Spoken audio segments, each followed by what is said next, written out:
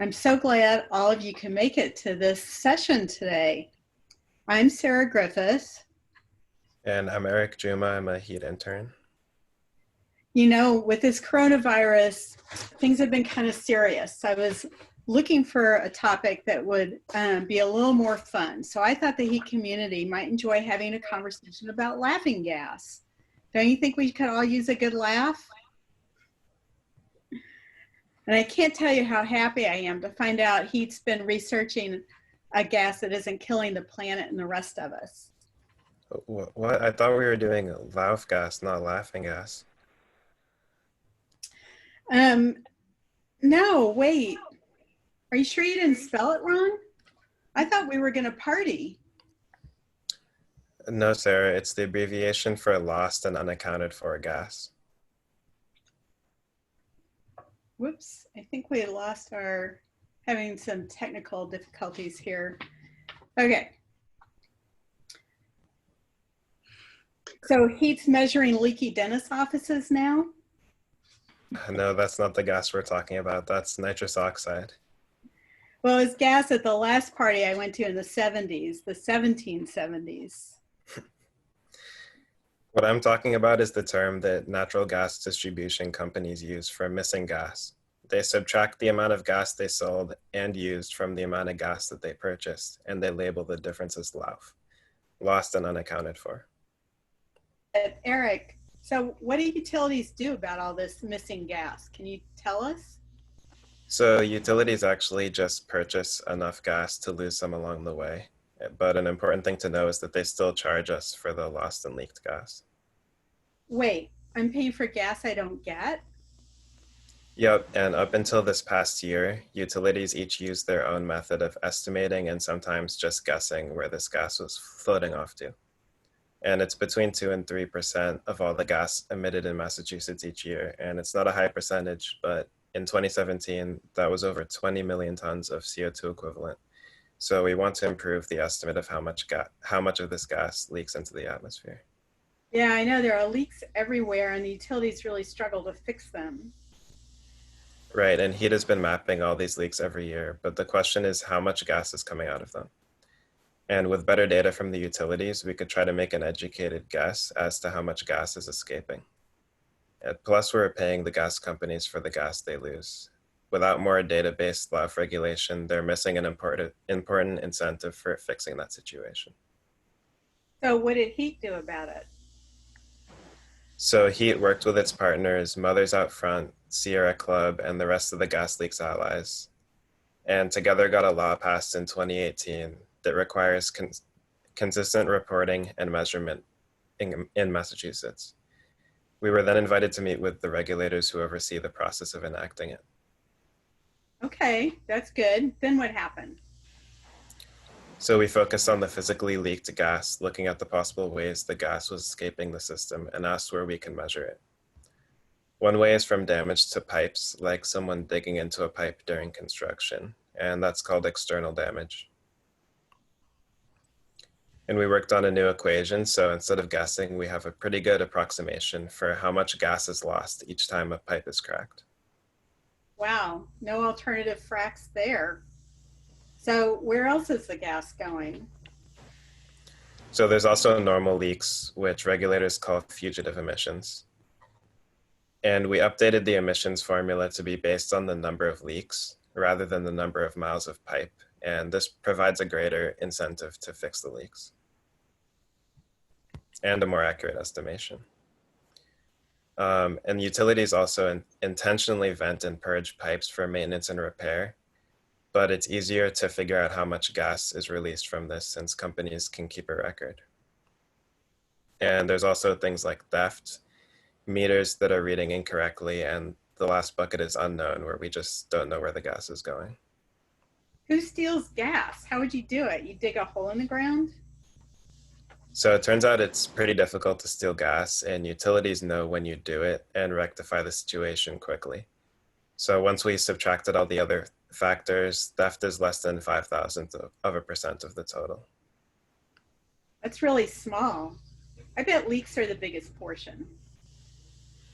Yes, and once we looked at how to estimate leaks, we found it was around 1/4 of the total lost gas with the existing emission factors. And we know these factors are still an underestimate, so we're working together with professors and experts to perform a meta-analysis of measured emissions from distribution pipe gas leaks. And this will allow us to update the emissions factors used by utilities to calculate leaked emissions. So the gas is lost and accounted for now. That brings us back to laughing gas. He he he.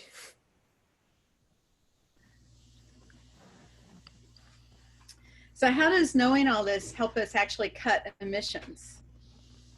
So if we know how much gas is escaping, we can show people how important it is to fix leaks. And by requiring utilities to report their lost gas via a calculation involving the number of leaks, it incentivizes them to fix the leaks. And it's also good information for people interested in public health, and it shows that meter checks are important. Wow, so this helps us understand how much gas we're paying for that's just floating away. I'm going to hold, a couple people here mentioned that they're really interested in leaks. And so I'm going to give Eric a chance to demo his calculator, because that might be, you know, an interesting segue or tool for some of you. So do you want to share your screen, Eric? And Yeah. So yeah, this is a project I'm working on. It's still a work in progress, but it's a calculator that is doing the same calculations that the utilities have been required to do to submit to the DPU this year. And so this is showing how the new calculation is done and the inputs. So we can, for example, look at Columbia Gas. Thank you. As big as you can is great. Thanks. Is this good? Yes, thank you. So the new elements that are going into the calculation are the distribution of pipe types. So you can see that here. And if we wanted to, we could adjust them. And then we have the number of leaks. So we have repaired leaks, unrepaired leaks, and the number of SEI and non-SEI leaks. And then additionally, for the repaired and unrepaired leaks, there's the percentage of the year that those leaks were emitting gas for. So based on all of these factors, there's a pretty simple linear calculation done to estimate the number of metric tons of methane emitted. And then we can see that data for all the different types of pipes and types of leaks. And then we can get a total emissions estimate. So yeah, this is just a tool that allows you to do that for data if you wanted to see what it would look like with different types of pipes or different numbers of leaks and see the estimated emissions from that. Each of these different types of pipes and types of leaks have a different emissions factor associated with them. And these emissions factors, it's basically measured in, I think it's grams per minute of methane. So that's what I was talking about earlier, where these emissions factors are actually a pretty significant underestimate, we think. So we're working to improve those. This is Dom, and I think it's worth just pointing out that we are also working on integrating this with the heat leaks maps, so you would be able to see emissions estimates using the same calculations for different towns. Yeah. So yeah, for each municipality in Massachusetts, since we have a record of the number of repaired and unrepaired leaks from each utility for the municipality, we can basically refactor this calculation to make an estimate for each municipality. So one thing municipalities could do is use that estimate, and of course it is utility reported data, it is an estimate, to inform their municipality's greenhouse gas planning. Yeah. I Does wonder, anyone have, yeah. this is Bob. Can you tell me, so where are you getting the leak factors and where are you getting the leak time from? Yeah, so the leak time is submitted by the utilities, and I'm not sure how they calculate that. But the leak factors come from a study in 2015 by Brian Lamb. And to add to that, Bob, so the utilities do report date of repair and date of report for the leaks. It is not accurate, but it is better than nothing. And they're using that to calculate the open leak time for the year. That's what that leak time is. We, again, there's any number of these numbers that would be interesting to investigate. But for now, we're trusting their report.